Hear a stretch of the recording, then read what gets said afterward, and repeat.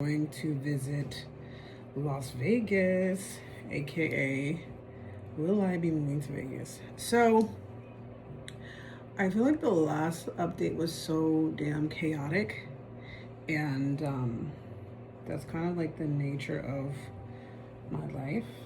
Also, learn from me, seriously. Not to sound like Tyra, but I got my mustache waxed and then my eyebrows threaded, I believe yesterday. Yes, yesterday. And then the last time I used my Tret was Wednesday, and my skin was just raw. And I was in the sun, and I wore my SPF, but your girl, my skin was just extra dry. And now I have a new scar here. So the Tret is doing overtime, but I'm going out of town. So I'm gonna take a few days off from Tret to let my moisture barrier get the support, the TLC and support that it needs.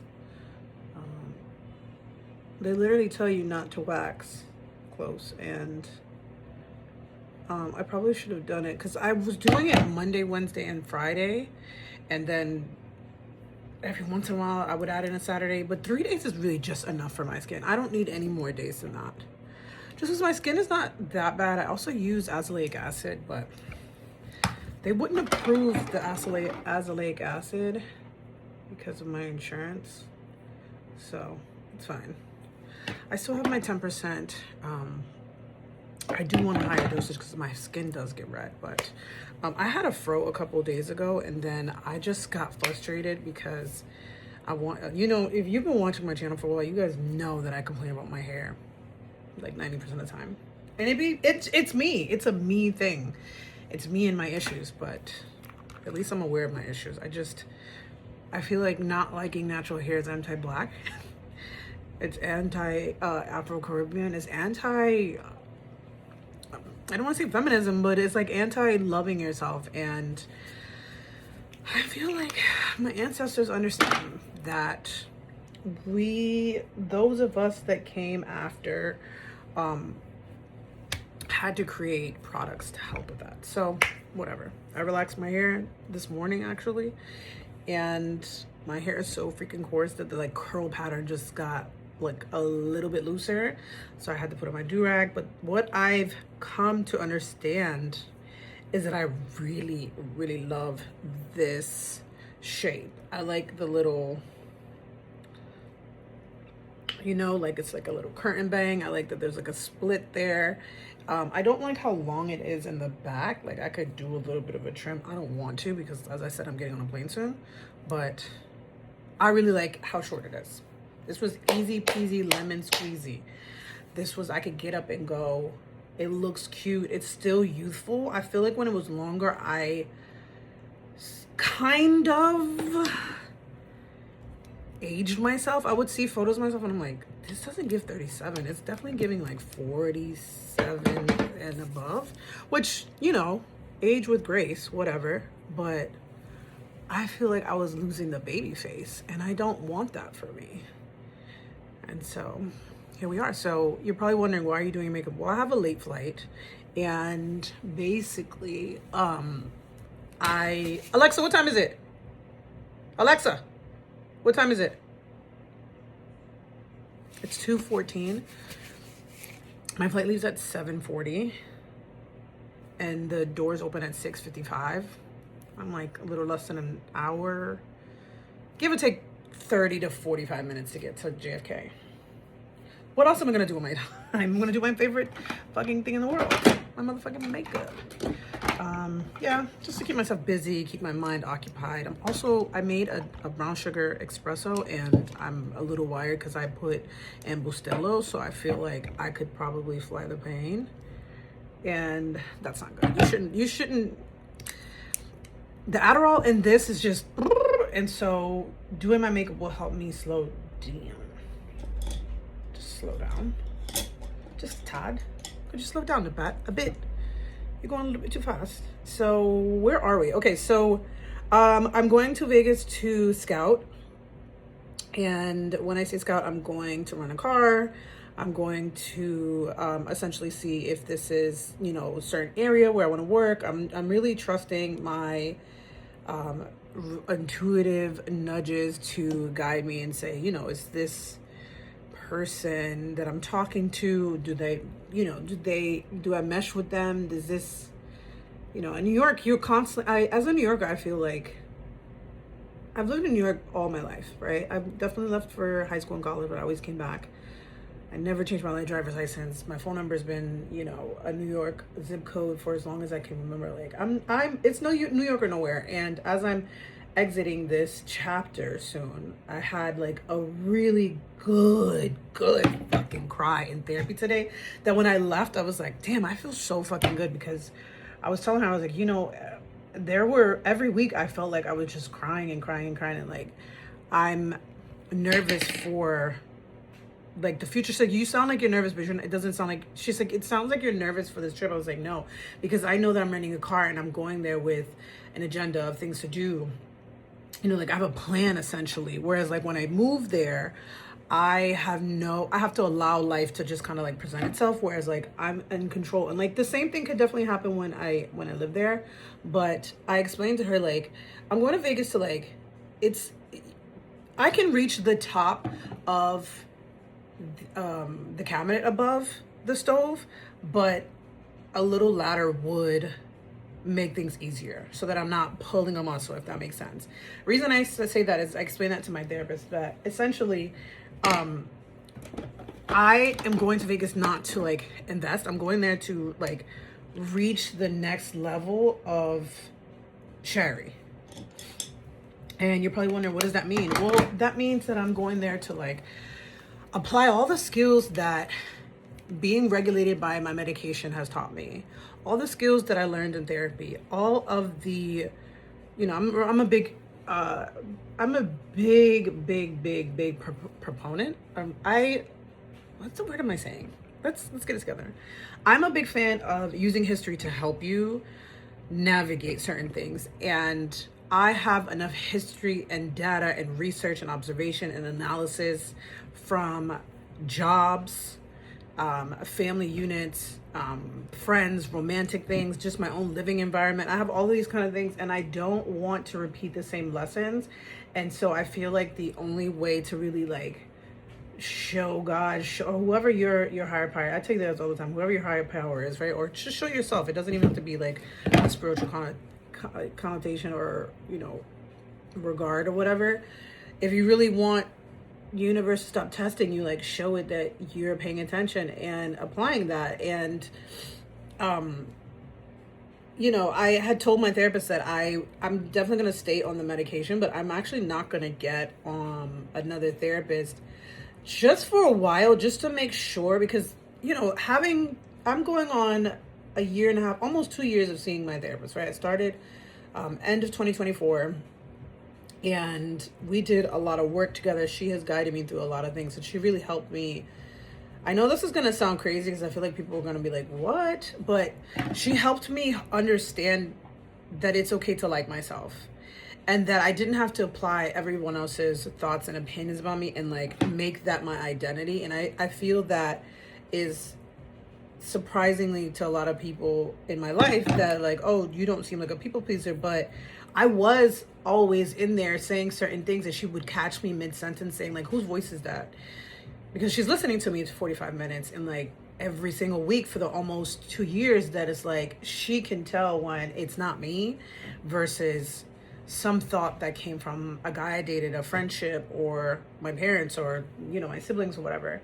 And I feel like I got better at really like holding myself accountable for the type of things that I allowed in certain relationships. And I look back and I'm not mad at anybody, including my family, because all I had to do was establish boundaries with people. And then I look back and go, well, why didn't you establish boundaries with people? And it's like, I didn't, because I thought I needed to uphold this kind of behavior or mentality, this tribe mentality, this hierarchy mentality, to be loved. And I found that after being back in New York 9 years later, after graduating college, the safest place I got to land was with my therapist. And that was a hard pill to swallow, especially given the fact that I had explained to my therapist, which this is kind of what led to the tears, was telling her that, like, you know, they only took off my dad's name off of the super, you know, plaque maybe like a year ago. And many of you guys don't know this. I've said this in multiple videos, but you guys know that my dad passed, and this week or next week, actually I think next week when I return, it'll be 3 years since he's passed. And a lot of times I like get sad because I don't walk on a certain side of the street, and like there's a lot of emotions that cross my mind when it comes to the loss of my father and our tumultuous relationship, that like the only place that I got to really like talk about that was in therapy. And then even then, you know, there's only so much of that you can really dig in 45 minutes. And a lot of it was heavy.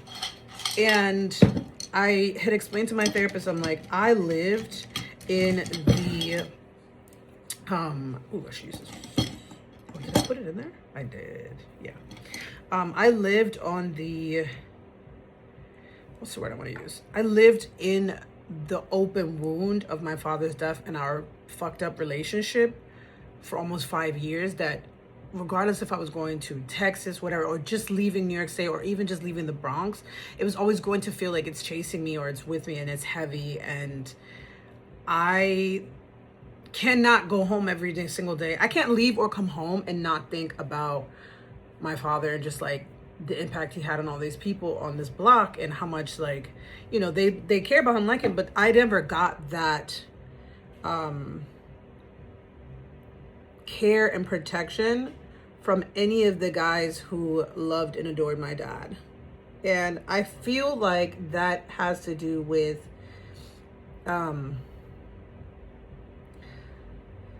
I hate to be that person, that woke person, but patriarchy and misogyny runs really deep in Hispanic and Caribbean cultures, that I feel like if I was fucking these guys, they would definitely do more for me.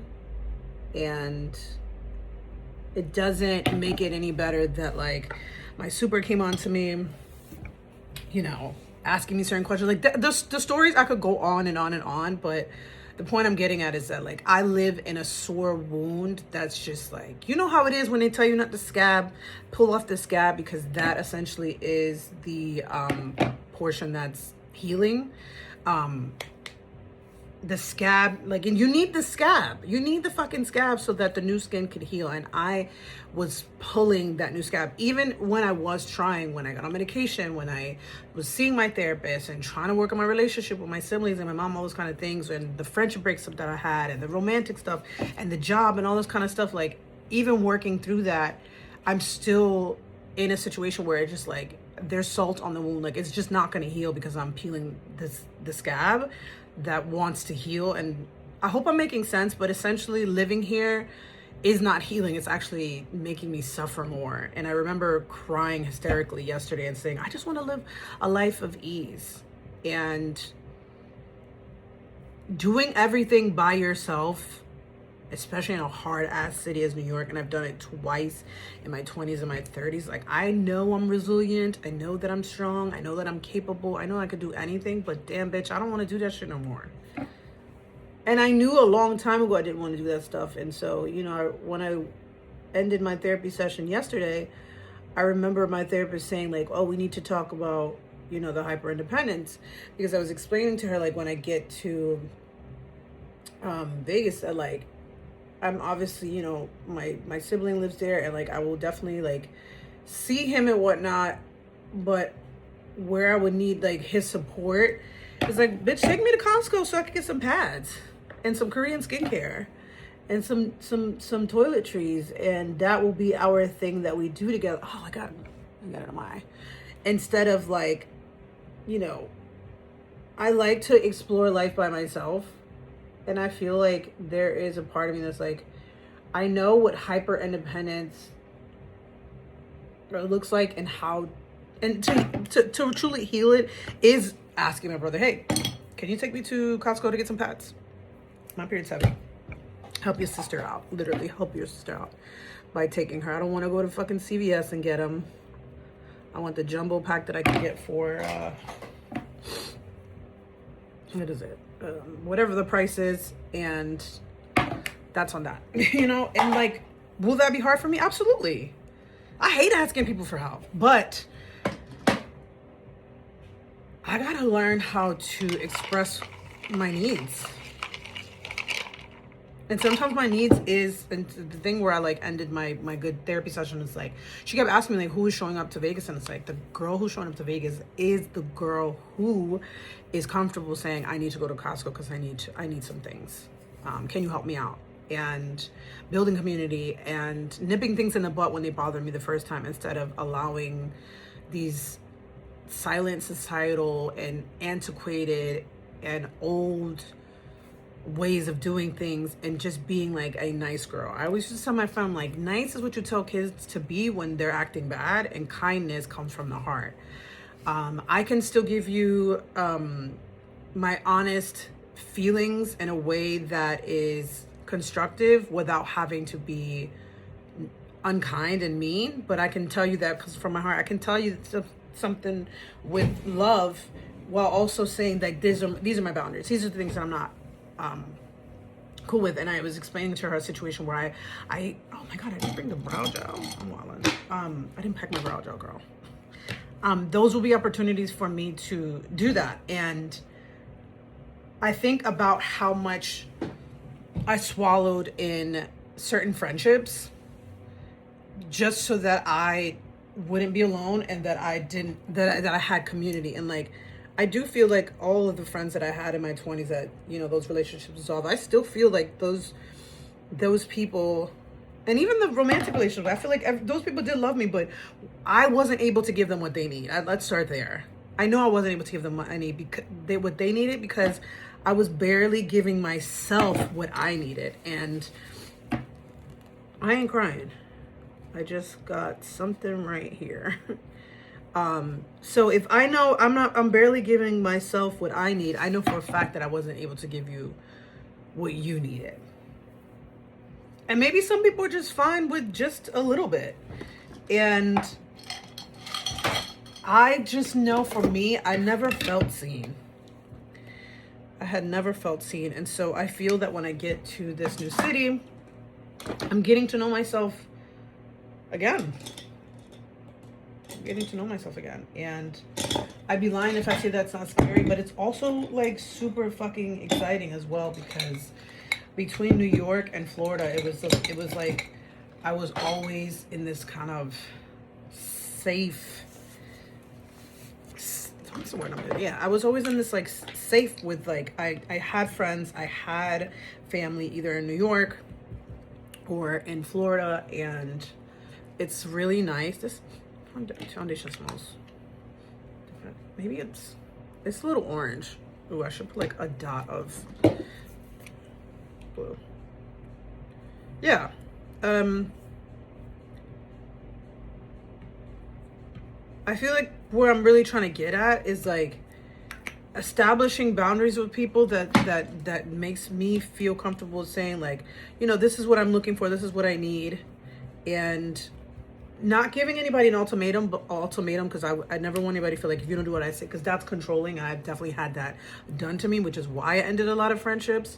It's more so like, the other day, some lady was kind of begging to like skip the line to do something. And I was like, you know, grab me. She wanted to go grab something. I was like, grab me one too. And she's like, oh, you're not a nice person. I was like, no, I'm not. I was like, you get what you negotiate for. And I feel like that's the kind of, if somebody was asking me like what chapter I'm in, it's like, I'm at the part where I'm negotiating with other people. I'm negotiating with like, any relationship that I have requires me to negotiate. What does Shari need? And I have to figure that out in a new city where I'm being challenged by a new experience. I've never lived on the West Side. I've literally lived on the East Coast all of my life. And this is going to be like a very life-changing experience. And especially with everything happening with the gas, the freaking, the ceiling, the leakage in the bathroom. I think there's dead rats in the wall. Like, there's so many things that are like pushing me out. Like I was gonna have to leave this apartment one way or another. And now that it's happening, it does feel like it's happening so much faster, because I remember when I purchased this ticket like a month and a half ago, and now I'm here, and like my brother's fiance had texted me like, oh, are you ready? And I'm like, yeah. And I ended up going, I was packing what was I packing? I was packing a carry-on case, and I literally could pack 3 underwear and 1 sock and like 2 outfits and 2 shoes. And I tried to stuff a 3rd shoe in it, and the case was like, could you not? And so I end up just adding more. And with that said, it just feels like I'm leaving with just a little bit more space. And I feel like that's a analogy or some sort of philosophical response to ending this video with, I'm leaving a suitcase with space to come back with a lot of things to think about, of like, you know, I could get there and change my mind. I gotta leave room for that. And so this chapter is strange and wild and fun and exciting and just like my friend asked me, she's like, oh, what are you scared about? I was like, nothing really. I'm really good at landing on my feet. That is something that I have like trained my brain to do. And I do love change, but then there are times when I struggle, and I just think that that's something that all humans go through. But I feel like this is gonna have an opportunity to change the rest of my life. Like, I feel like my life is gonna go a complete 180, and I think that that is way more exciting and thrilling to look forward to, as opposed to being like, what's gonna happen? It's like, isn't that the best part? And I'm looking forward to sharing that along with you guys. I think this is episode 6 of me talking. The next episode, obviously, I'm not vlogging this trip just because it's a very intimate thing for me, and obviously for privacy reasons, my brother's house and stuff like that. But when I rent my car, there'll definitely be like, you know, a sit down little chat in Vegas, and I'm looking forward to that. And then once I get myself established, granted I choose to move to Vegas, there will be a proper edit of the video. Right now this is just very raw and candid. I'm only adding like the intro and stuff like that, but this is actually therapy for me, to just like talk, because my therapist gives me 45 minutes. But I do talk a lot about my therapist, but I just want to say that finding the right therapist is actually like finding the friend that gets you. The guy that fully sees you, like finding the right one. And like that was the first time that I had ever felt, honestly, truly seen. I'm telling you, I felt really seen. And the way that she would clock my tea, clock me to tell, you know, well, what do you think like that? What are you nervous about? And like, I never really, even with friends, I never had anybody ask the kind of questions that she did. And she would say certain things to me that I would think about months and almost a year later. And I can't beat that. And so I want to take all of the lessons and everything that I had with her into this new city, this new chapter, and apply it and let it marinate in my system, in my spirit, to actually show myself that I've done the work, especially now that my nervous system is regulated. I haven't felt anxiety, like the physical sensation, probably in like 2 months, but like the rumination hasn't happened in so long that it just feels good to think about something and be like, I don't give a fuck about this, and just move on. Like that was so, that was so like, what is the word I'm looking for? It was so, I don't know what the word I'm looking for, but I just couldn't believe that that was something that someone could do. And I know people who could just like continue to go on, but I do not want to blame my astrology, because I don't think that that's a fair assessment. But I just never thought that that could be, and just being able to just like go with the flow per se. I don't think I've ever gone with the flow, and that's I'm gonna bring that to her next week. When I return and I tell her about my trip, I'm going to be like, I have never known, I don't know what the flow is. Where's the flow going? Who's in charge of the flow actually here? That's just not me. But now that I'm on medication, as long as we're not in danger and we're not, I'll see you guys next time.